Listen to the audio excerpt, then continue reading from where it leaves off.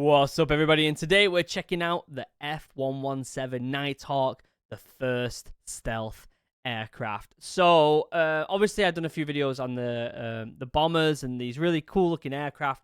We've done some on the F-22, the F-35, on the B-1, the B-21. Some really cool aircraft that look really, really cool. Someone sent me this and they're like, this caused a lot of chaos for people thinking it was actually UFOs back in the day. It looks really cool. It was made by Lockheed Martin, which probably have UFOs, let's be honest. If you want me to do, I've said that a few times and people are clocking on in the comment section. They know what I'm talking about. The whole like Lockheed Martin keeping UFOs hidden away. If you want me to talk about that, let me know in the comments and maybe we can make a video. But this is by US Military News. As always, there will be a link down below to the original video in the description. Go and check it out if you want to go check out the original video without me yapping on about UFOs over the top of it. I'm not going to be yapping on about UFOs. I won't say anything else, I don't think. I hope not. What else? Don't forget to like, subscribe, comment, and let's pop this up. Let's have a cheeky peek. Subbies are on. Meet the F-117 Nighthawk, America's original stealth plane. Whoa. It's a weird looking plane, isn't it? The F-117 Nighthawk, America's original stealth plane with a deeply sinister appearance, is an example of a weapon system designed around the limitations imposed by a promising new technology. So this was before the B-2 bomber. And it looks like they've taken the bomber took a lot of inspiration from this, didn't it? The Nighthawk was revolutionary when it entered service in 1983. Not that many could appreciate that, as the plane was kept secret from the public for 5 years. Wow. So that would explain why people thought about UFOs. When Lockheed rolled out the first two prototypes in 1977, the angular aircraft looked like nothing that had ever been seen before or since. Later stealth designs, such as the B-2 Spirit and the F-35, feature curved surfaces. However, the F-117 was designed before there were advanced computers with the calculating power to produce such curved surfaces. Yeah, okay. That Thus, makes the sense. F-117, alone among stealth aircraft, is distinguished by its faceted two-dimensional design. That makes sense. The constraints this imposed meant the design was aerodynamically unstable and required sophisticated flight computers combined with quadruple redundant fly-by-wire controls to compensate and keep the aircraft in a flyable state. It looks like a PS1 rendered aircraft, doesn't it? It looks like it's been rendered on a PS1. The Have-Blue prototypes earned the nickname Wobbly Goblins, and both Wobbly crashed during the Goblins? testing process.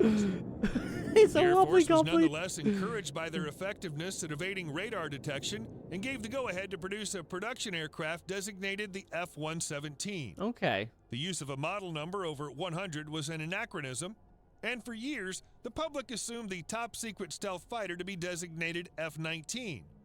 For this Why would they designate it F-19?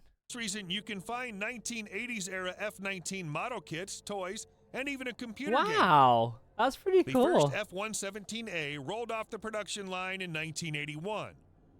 In all, 64 were built through 1990, including 5 YF-117 prototypes at a program cost of $111 million per plane. Woo! The production aircraft's handling was reportedly more forgiving than its predecessors. In addition to its reflective surfaces, the Nighthawk sported other design features now standard in stealth aircraft, including the use of radar-absorbent iron ball paint magnetically charged so as to reduce the reflection of electromagnetic waves. Oh my god, just think about that sentence for a second. Paint magnetically charged so as to reduce reflection of electromagnetic waves. This is why I'm not a scientist, guys. You know what I mean? I'm just too stupid. I know. I don't give myself enough credit. I get what it is. I did do computer science at school.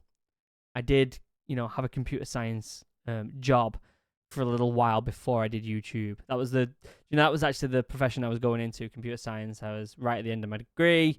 COVID kicked off. I had a computer science job, and then COVID kicked off, so I quit the job because my wife was also pregnant at the time, so it was like a lot. And then I started the YouTube channel up again, and that's when it blew up. So I don't give myself enough. I am a little bit switched on. Do you know what I mean? I'm not stupid. That's why they say that in the Royal Marines Commandos, they're all qualified enough to be officers.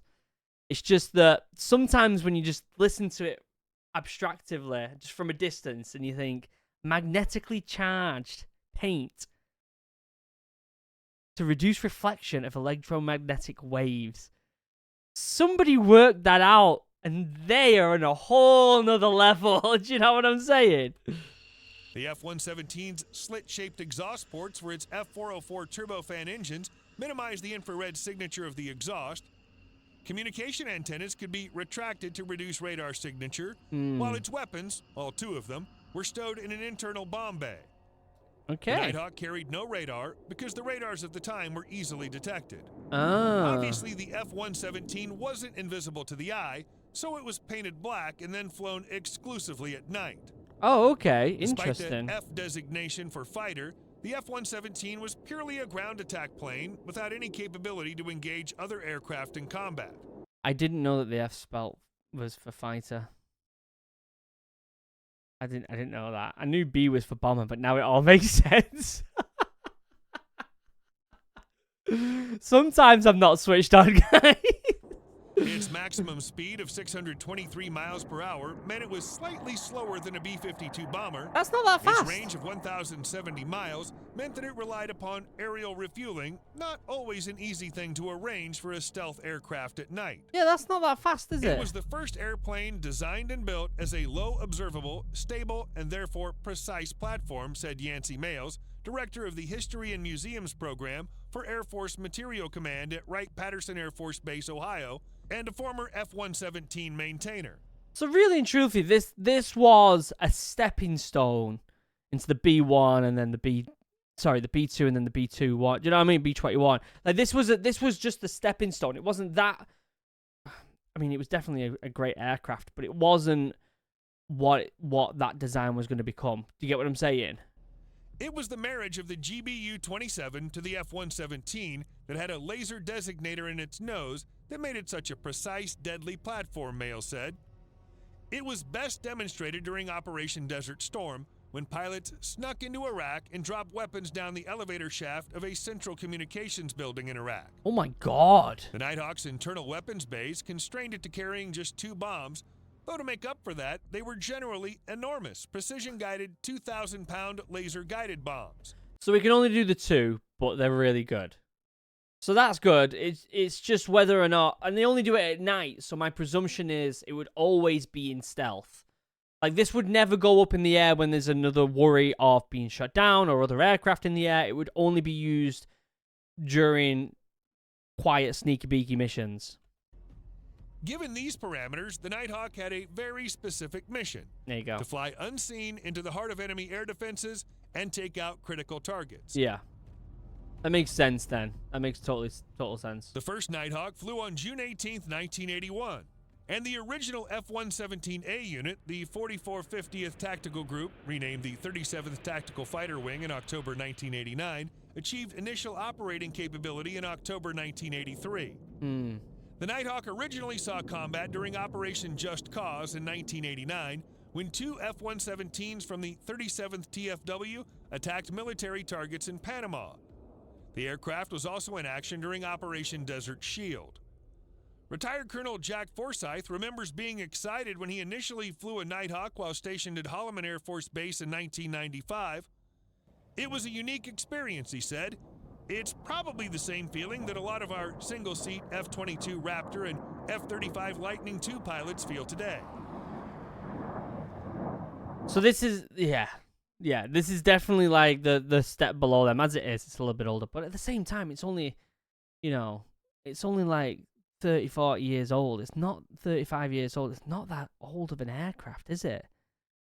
So, like, can you imagine what the aircraft are going to be like in another 20, 30 years, 40 years?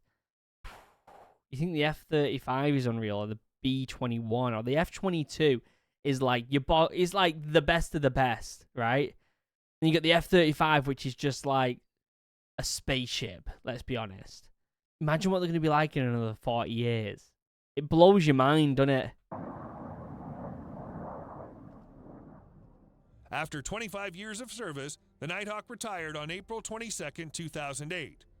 Forsyth led the Whoa. four-ship formation to Palmdale, California, where Lockheed Martin staff said their farewells.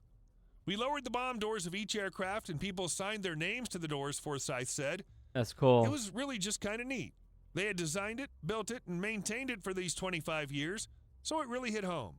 The industry and Air Force partnership that made Nighthawk great.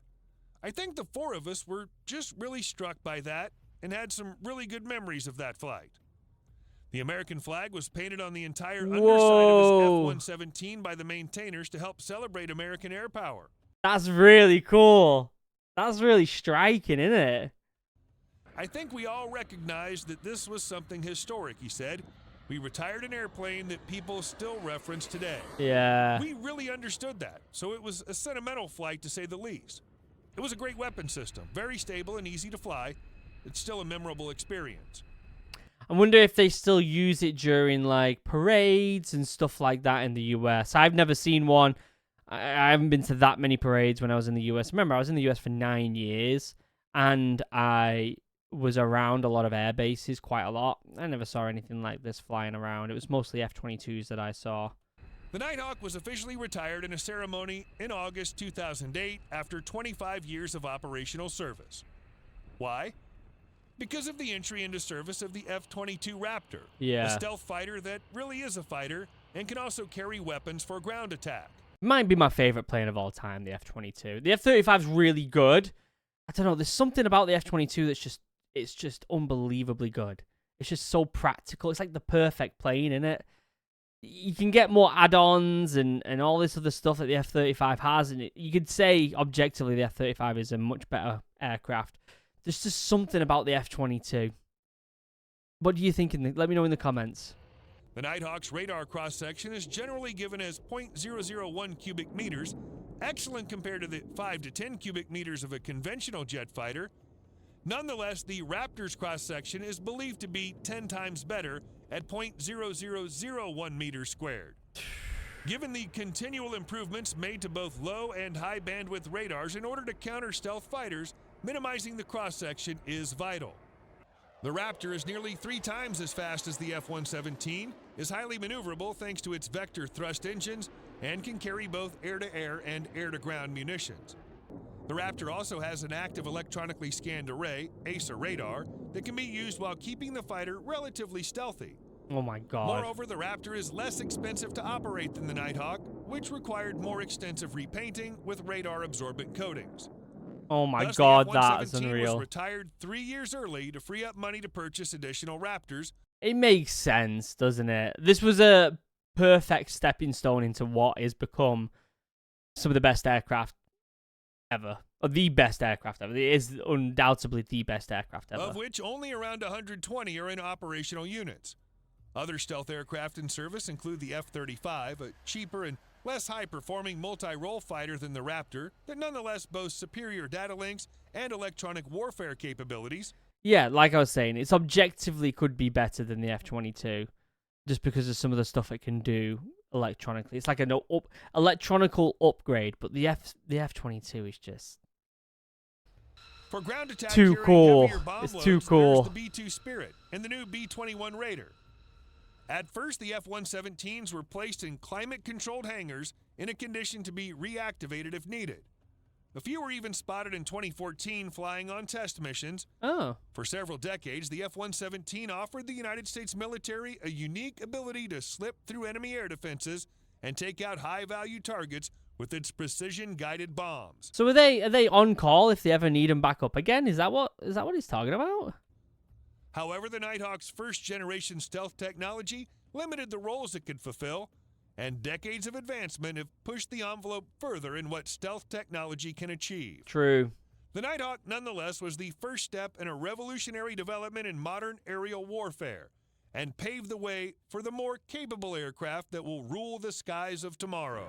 It's a very unique-looking plane. I think it'll definitely go down in history as one of the most unique-looking ones, wouldn't it?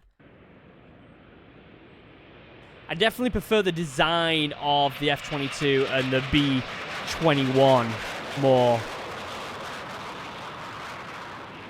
But it's a cool plane. Very unique.